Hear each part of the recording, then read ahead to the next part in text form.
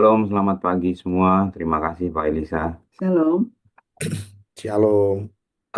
Oke, pada hari ini kami akan menyampaikan dengan judul Hidup Benar di Tengah Dunia yang Gelap. Ya, kita hari-hari ini terlalu banyak informasi sehingga mungkin hati kita jadi khawatir, takut, dan sebagainya. Tapi hari ini kita mau belajar tentang Kitab Mazmur pasal pertama ayat 1 sampai ke 6, yaitu tentang jalan orang benar. Next slide. Dikatakan Mazmur 1 ayat 1 sampai ke 6 dikatakan, berbahagialah orang yang tidak berjalan menurut nasihat orang fasik, dan yang tidak berdiri di jalan orang berdosa, dan yang tidak duduk di dalam kumpulan pencemooh. Tetapi kesukaannya ialah Taurat Tuhan, dan yang merenungkan Taurat itu siang dan malam. Ia seperti pohon yang ditanam di tepi aliran air, yang menghasilkan buahnya pada musimnya, dan yang tidak layu daunnya. Apa saja yang diperbuatnya berhasil. Bukan demikian orang fasik, mereka seperti sekam yang ditiupkan angin. Sebab itu orang fasik tidak akan tahan dalam penghakiman. Begitu pula orang berdosa dalam perkumpulan orang benar. Sebab Tuhan mengenal jalan orang benar, tetapi jalan orang fasik menuju kebinasaan. Ayat ini sudah sering dan kita dengar ya, tapi memberikan kekuatan bahwa memang kebahagiaan setiap orang itu bukan ditentukan oleh apa yang kita miliki, tetapi sebenarnya adalah tentang pilihan. Next slide.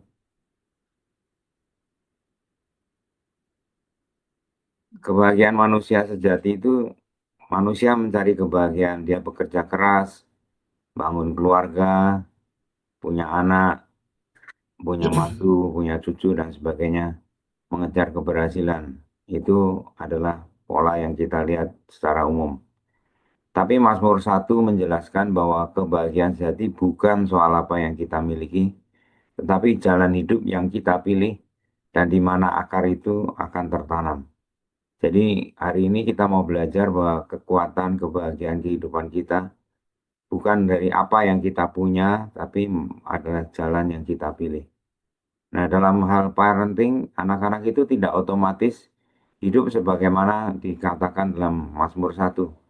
Tapi mereka itu perlu dibimbing oleh orang tuanya. Oleh sebab itu peran orang tua sangat penting di dalam membuat kehidupan anak-anak kita itu menjadi hidup yang menang, hidup yang tidak stres, hidup yang berkemenangan di dalam segala sesuatu yang dia kerjakan. Nah, oleh sebab itu kita belajar juga bahwa Allah itu merancang keluarga sebagai tempat di mana iman itu diteruskan dari generasi kepada generasi. Jadi, apa yang kita kerjakan itu akan diteruskan. Jadi, artinya kita harus berpikir panjang bahwa bukan hanya sekedar kita memiliki iman, pelayanan, dan sebagainya. Tapi apakah kita memuridkan anak-anak kita? Apakah anak-anak kita memuridkan anaknya lagi, dan sebagainya. Karena firman Tuhan juga berkata, aku akan memberi mereka satu hati dan satu tingkah langkah, sehingga mereka itu takut kepadaku sepanjang masa untuk kebaikan mereka dan anak-anak mereka yang akan datang kemudian. Jadi Tuhan menyelamatkan kita, memberikan satu hati, satu tingkah langkah pada suami istri atau sebagai pribadi, supaya takut kepada Tuhan sepanjang masa untuk kebaikan mereka dan anak-anak mereka. Jadi kebenaran ini membuat kita menyadari bahwa Tuhan mau supaya kebahagiaan sejati itu bukan hanya kita nikmati, tapi juga diwariskan kepada anak-anak yang akan datang kemudian. Next slide. Ada 4 poin yang kita belajar tentang kebenaran tentang kebahagiaan yang sejati. Yang pertama, kebahagiaan itu, ketenangan hidup, damai sejahtera, dimulai dari pilihan posisi. Karena di dalam ayat pertama dikatakan, tidak berjalan menurut nasihat orang fasik, tidak berdiri di dalam jalan orang yang berdosa, yang tidak duduk dalam kumpulan pencemooh. Jadi ini bicara tentang pilihan posisi. Waktu kita berjalan, waktu kita berdiri, waktu kita duduk. Dan kalau kita melihat dari berjalan, berdiri, dan berduduk itu artinya ada satu proses yang makin lama itu makin kita jauh dari Tuhan. Nah, kebahagiaan sejati itu dimulai dari satu keberanian untuk tidak ikut arus yang menjauhkan kita itu dari Tuhan dan kehendak Tuhan. Jadi artinya punya satu keberanian untuk berkata tidak terhadap berjalan, berdiri, duduk dalam kumpulan orang tidak benar. Memang Alkitab juga mencatat bahwa untuk kita memilih itu tidak mudah, karena masuk pintu yang sesat itu, lebar pintu dan luaslah jalan yang menuju kepada kebinasan, dan sempit jalan menuju kepada kehidupan. Jadi memang pilihan orang benar itu sebetulnya sedikit, tapi kalau dipilih, ujungnya itu adalah menuju kepada kehidupan. Jadi setiap hari kita dihadapkan kepada pilihan posisi ini, untuk kita bisa menerima damai sejahtera dan ketenangan dari Tuhan. Next slide. Hal yang kedua, kebenaran kedua adalah kebahagiaan sejati itu adalah hidup di dalam firman. Bukan hanya mengerti firman, tetapi hidup dalam firman. Kenapa? Karena yang kesukaannya ialah Taurat Tuhan. Orang bahagia bukan sedar menjauhi dosa, tapi mencintai firman. Karena ada satu kesukaan, ada satu kesenangan, terus mencari kebenaran firman Tuhan. Dan bukan hanya mencari mengetahui, tetapi merenungkan itu siang dan malam. Artinya, firman Tuhan itu akan membentuk pikirannya, keputusan, dan respon hidupnya terhadap persoalan. Karena dia merenungkan. Artinya pikirannya selalu diisi oleh firman Tuhan. Nah, janji Tuhan, dia seperti pohon yang ditanam di tepi aliran air. Jadi ini sebuah pohon ya, bukan rumput yang cepat tumbuh lalu cepat kering. Tapi pohon yang punya akar itu dalam. Jadi pohon semakin besar, semakin tinggi, maka akarnya juga semakin ke dalam dan semakin lebar. Jadi itu adalah orang yang merenungkan firman Tuhan siang dan malam. Dan juga daunnya itu tidak layu. Bukan karena tidak ada panas matahari, tetapi karena akarnya dekat sumber air. Jadi yang membuat daunnya tidak layu itu bukan karena tidak ada tantangan, bukan karena tidak ada panas terik matahari, tapi karena akarnya itu dekat sumber air. Dan kebahagiaan sejati itu bukan hidup tanpa badai, melainkan hidup dengan akar yang dalam. Jadi akar yang dalam ini menjadi kunci untuk memiliki kebahagiaan sejati, hidup di dalam firman Tuhan. Next slide, yang ketiga. Kebenaran tentang kebahagiaan sejati adalah berakhir pada kekekalan. Jadi bukan hanya hidup di dalam dunia ini kita menikmati kebahagiaan, tetapi akhirnya itu hidup dalam kekekalan. Karena di dalam ayat 4 sampai ke 6 itu, Mazmur membandingkan antara orang benar dan orang fasik. Dikatakan orang fasik itu seperti sekam yang ditiup angin. Sekam itu sifatnya adalah ringan, kosong, tidak berakar, tidak tahan penghakiman. Inilah sekam. Dan orang fasik digambarkan seperti sekam yang seperti ini. Sebaliknya, orang benar itu dikenal oleh Tuhan. Dikenal itu artinya punya satu hubungan, diperhatikan dan dipelihara. Jadi bukan sekedar kita tahu tentang Tuhan, tetapi kita hidup berada dalam perhatian dan pemeliharaan Tuhan. Wow, luar biasa. Kalau kita diperhatikan, dipelihara oleh Tuhan, itu sangat luar biasa. Kita diperhatikan oleh pasangan hidup kita, dipelihara, anak-anak kita dipelihara oleh kita pun itu sesuatu privilege ya. Apalagi ini yang memperhatikan dan memelihara itu adalah Tuhan sendiri. Dan nilai hidup kita itu tidak diukur saat ini, tapi di hadapan kekekalan. Jadi oleh sebab itu, orang yang mau memiliki kebahagiaan selalu matanya tertuju kepada yang tidak bisa binasa, yaitu kepada kekekalan. Tapi orang yang dikatakan orang fasik melihat pada sesuatu yang sementara yang bisa lenyap. Dan biarlah kita menjadi orang yang masuk kategori orang yang berbahagia sejati. Next slide. Dan firman Tuhan itu adalah Kristus sendiri. Karena di dalam Kristus kita hidup itu akar kita mendapatkan sumber air kehidupan dan kita menjadi milik Bapa. Siapa yang tidak memiliki Kristus, dia tidak memiliki Bapa. Dan jadi ini satu kekuatan kita bahwa kebahagiaan kita itu dasarnya adalah Kristus sendiri yang juga adalah firman Logos itu. Kebahagiaan sejati bukan satu upaya kita menjadi pohon yang kuat, tapi dengan cara tinggal di dalam Kristus, tinggal di dalam firman-Nya dan yang merupakan satu-satunya sumber kehidupan. Jadi kembali menjadi kekuatan kita bahwa ketika kita memilih kebahagiaan hidup, maka akan ujungnya adalah kita hidup dalam kekekalan bersama dengan firman Tuhan selamanya. Amin. Next slide. Bagaimana mendidik anak-anak kita untuk ada di dalam jalan orang benar? Yang pertama tentu saja anak belajar jalan hidup dari kita ya, orang tuanya gitu. Di Mazmur 1 ayat 1 itu ada tulisan kan bagaimana janganlah kau berjalan menurut nasihat orang fasik, jangan berdiri di jalan orang berdosa, dan jangan duduk di dalam kumpulan pencemooh. Jadi ini ada 3 tahapan penyimpangan, yaitu mula-mula dia berjalan, lalu dia berdiri, ya dia stay di situ, dan akhirnya dia betah di situ, dia duduk dengan kumpulan pencemooh. Jadi ini menggambarkan proses seseorang masuk semakin dalam ke dalam dosa. Ya mula-mula kalau dinasehatin bisa nggak kita bilang, oh saya nggak ikutan. Kita berani untuk ngomong no. Ya, tapi kalau kita berjalan menurut nasihat orang-orang fasik ini, maka disitulah kita mulai masuk semakin dalam ke dalam dosa. Jadi step pertamanya jangan ikutin nasihat orang fasik. Bagaimana kita tahu itu nasihat orang fasik atau tidak? Bukan hanya kenalin dari orangnya, tapi dari apakah nasihat itu sesuai dengan firman atau tidak.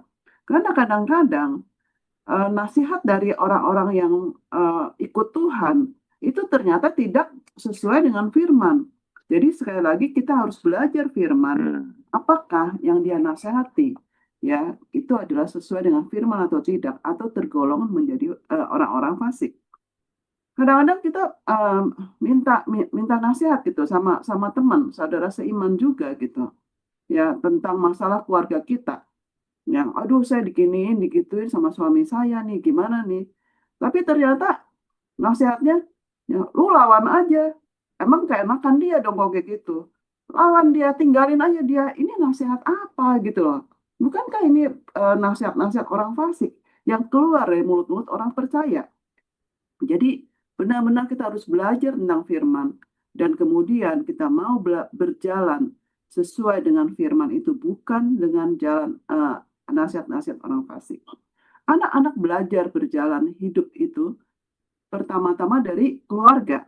Jadi kalau orang tua berjalan dalam nasihat dunia, hidupnya jauh dari Tuhan, tidak menjadikan firman sebagai dasar hidup, maka tentu saja anak-anak akan mengikuti pola yang sama.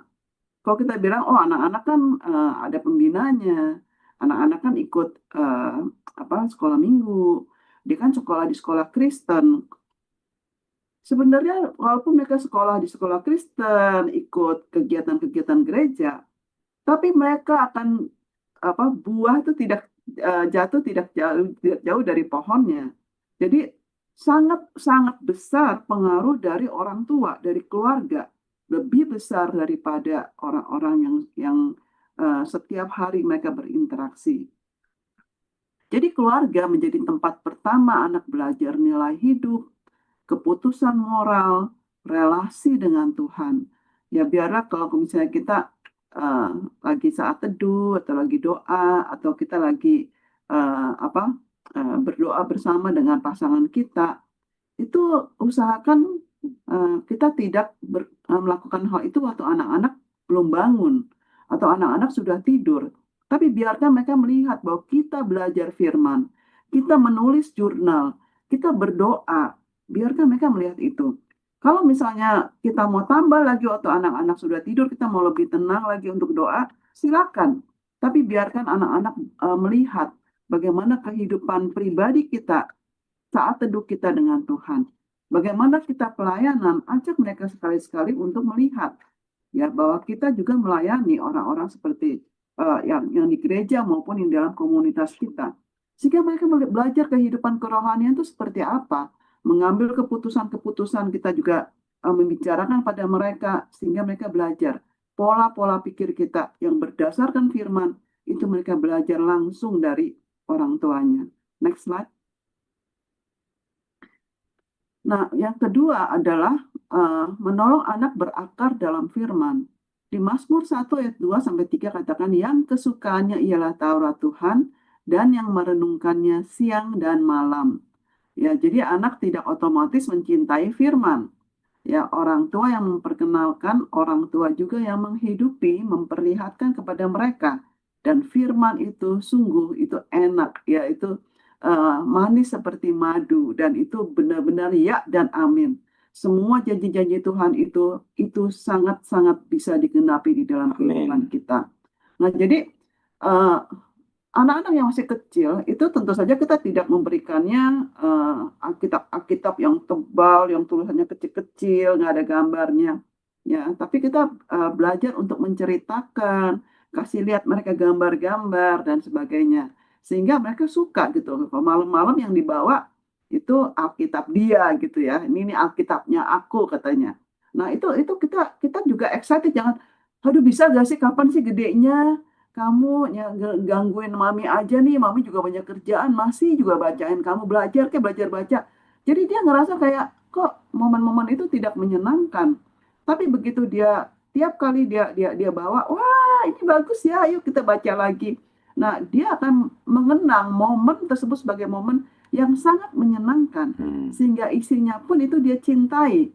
Nah, begitu makin besar, ya momen ketika mesbah keluarga kita ketemu, kemudian membahas firman, mengupdate hari itu kamu ngapain aja.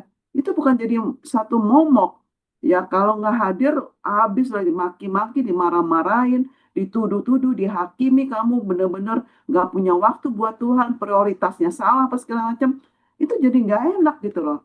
Tapi ketika itu menjadi satu momen yang menyenangkan, yang orang kayak, ntar ketemuan lagi, aduh asik nih bisa ketemuan, dengerin saudara-saudara, sedengerin papa mama, gimana update-nya. Aku juga mau update banyak nih ini yang bagus, yang jelek dia mau cerita gitu.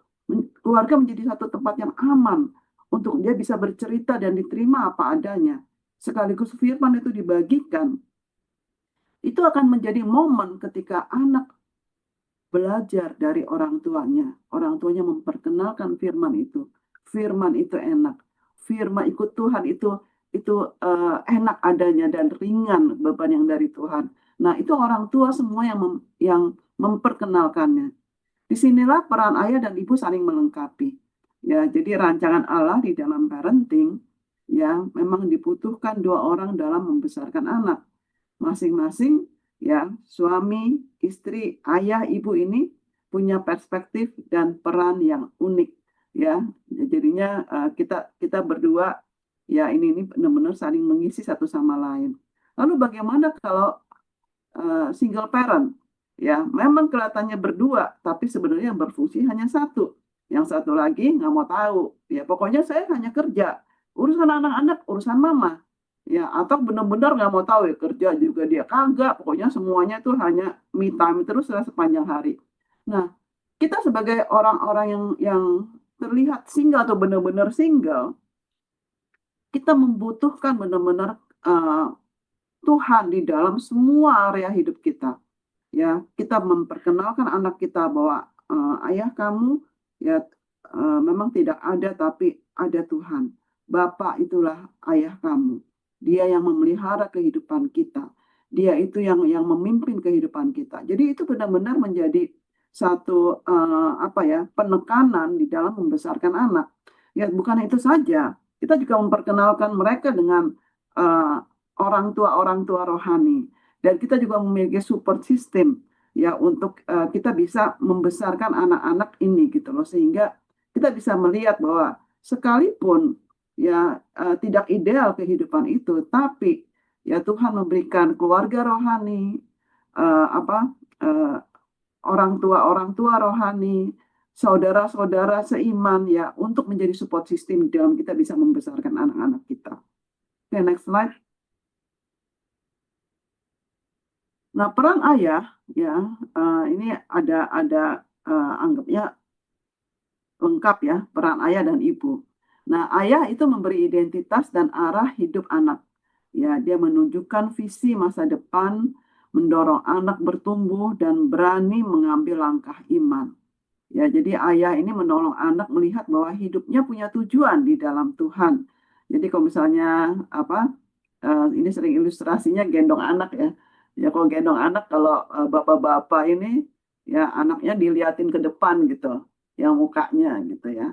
Tapi kalau ibu-ibu ya kalau misalnya gendong anak menurut penelitian tuh mukanya diliatin ke muka dia gitu ya. Jadinya gendongnya tuh kelihatan mukanya, muka mama, muka dia. Jadi kita tatapan gitu ya.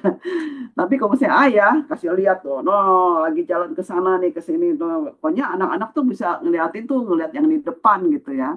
Nah itulah memang karakter ayah itu memang sukanya tuh kasih anaknya tuh lihat ke depan ini itu segala macam, jangan takut hidup itu. Ayo kamu harus jalan maju pokoknya gitu. Nah peran ibu itu memelihara kehidupan anak secara fisik, emosi dan spiritual. Dia memberi rasa aman dan perlindungan, merawat hati anak. Ya kalau misalnya anaknya, aduh kayak gimana ya, terus ditanyain, jadi kesannya kayak cerewet ya. Gimana tuh kemarin?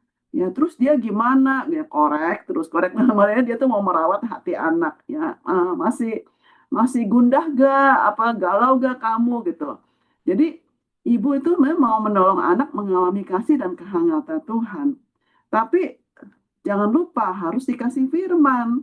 Jangan cuma ditanyain terus ditanya ntar anaknya merasa kayak ya aduh ini kok ditanya-tanyain terus akhirnya dia nggak mau ketemu sama kita. Takutnya terus ditanyain hal yang sama yang kayak kemarin ditanyain. Udah seminggu tanyanya sama terus begitu. Akhirnya anaknya jadi nggak mau cerita lagi. Nah jadi ayah dan ibu ya ayah lebih lebih berani ya untuk eh, apa melepas anak ya ntar ada ayah yang bilang enggak nah, istri saya yang lebih berani saya mah lebih lebih takut ya itu kan anomali ya secara umum ya ayah tuh lebih lebih mudah untuk melepaskan Hmm. ya. Ini contohnya kan misalnya kalau misalnya kayak main bola gitu ya ya kalau ibu-ibu kayak lu jangan main bola dah ntar hitam lo ya ntar kalau misalnya perempuan tuh banyak komedo lo.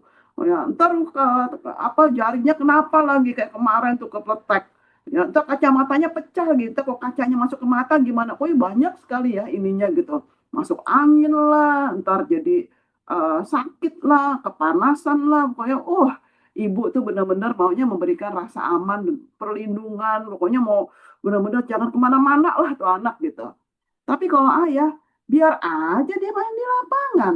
Kalau hujan ya nanti tinggal sediain anduk aja ganti baju lah gitu. Nanti dia kan lututnya kan dikasih protektor. Ya nggak usah takut-takut gitulah. Masa anak laki diam aja di rumah, anak perempuan nggak boleh keluar, kasihan juga dia.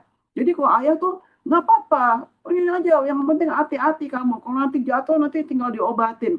Nah itulah ayah. Ya makanya ayah dan ibu kadang-kadang suka eh, konflik-konflik itu urusan-urusan begitu padahal emang kita berbeda dan kita saling melengkapi sebenarnya.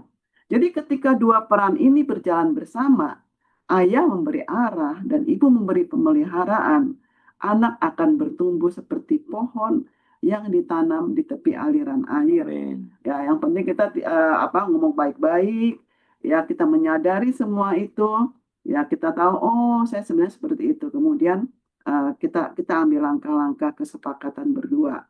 Oke, next slide. Nah, tujuan parenting adalah membawa anak ke kekekalan, ya, ke kekekalan. Jadi di Mazmur 1 ayat 4 sampai 6, orang fasik seperti sekam yang ditiup angin, ya. Dia tidak berakar dan tidak bertahan. Ya, sekam tahu ya, sekam itu kulitnya kulitnya beras ya. Jadi kalau misalnya padi ya, padi itu kan beras sama kulitnya itu kok habis digiling terpisah tuh. Berasnya yang biasa kita bikin nasi itu sama kulitnya. Kulitnya tuh nggak ada nutrisinya, enteng banget ya. Itu kalau misalnya mereka zaman dulu ya, ini ketahuan umur jadi. Kalau misalnya ditampi-tampi gitu ya, kemudian ada angin, wah, langsung itu kulitnya langsung dibawa angin, tinggal berasnya yang jatuh ke tampik kita akhirnya bersih gitu ya. Nah, jadi orang-orang fasik itu tuh gampang sekali gitu ya, terpengaruh dengan semua apa nasihat-nasihat dunia gitu ya. Gampang sekali entar ke kanan, ke kiri, pokoknya dia nggak ada satu patokan apapun gitu ya. Dia tidak berakar dan tidak bisa bertahan. Mudah banget dipengaruhin orang atau bahkan orang-orang fasik gitu. Tapi ya Tuhan mengenal jalan orang benar. Nah, apa ini mengenal jalan orang benar? Kita orang-orang benar kok bisa nih tidak gampang terpengaruh. Nah, eh, apa intinya adalah kita orang benar itu berakar di dalam Tuhan, sehingga kita tidak mudah terpengaruh oleh angin-angin dunia ini. Nah, tujuan parenting itu bukan hanya supaya anak sukses, pintar, berhasil secara dunia. Ya, kaya, banyak followernya, jabatan tinggi, wah pokoknya luar biasa lah gitu secara dunia. Ya, bukan itu.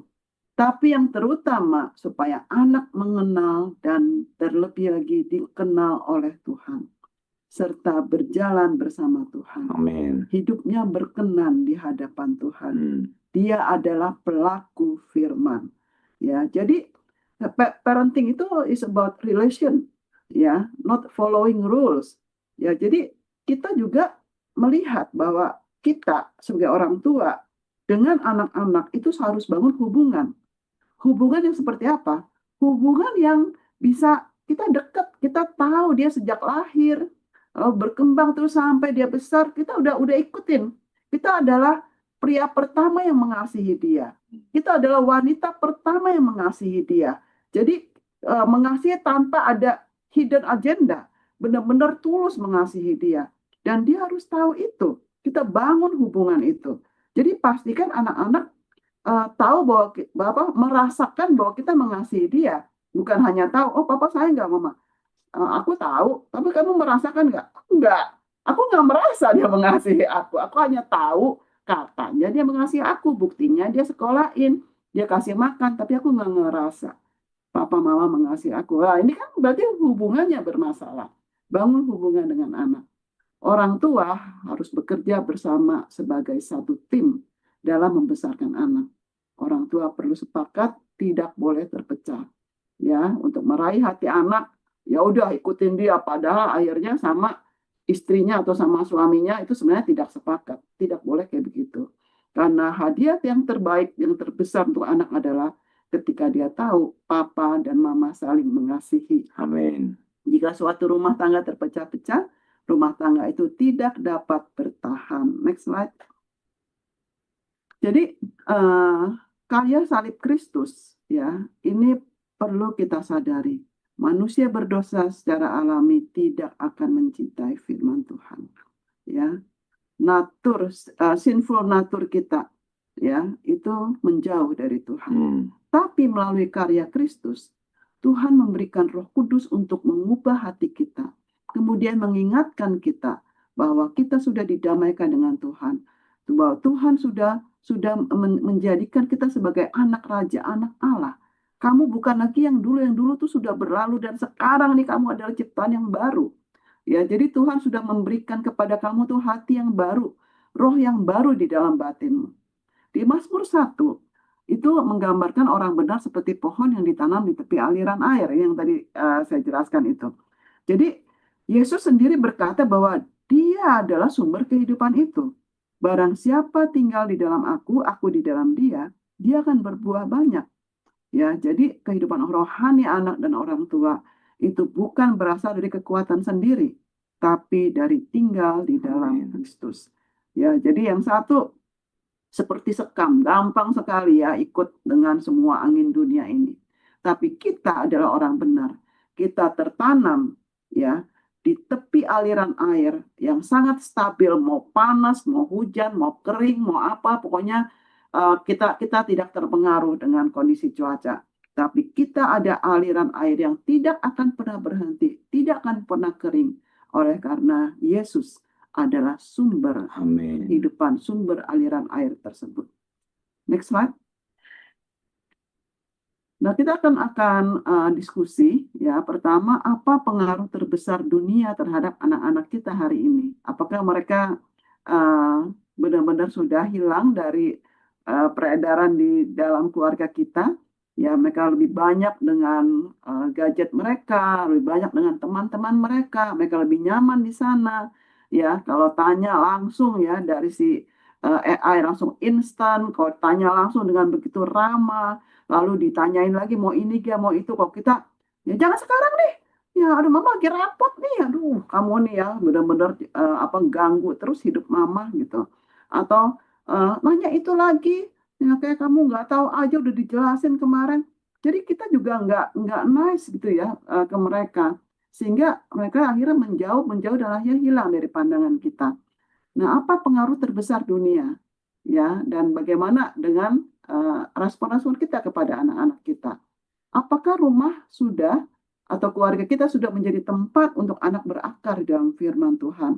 Apakah kita menjadi tempat aman untuk anak bertanya?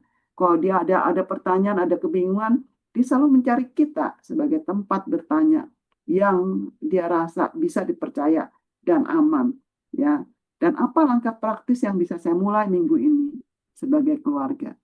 Oke, saya kembalikan. Tuhan memberkati.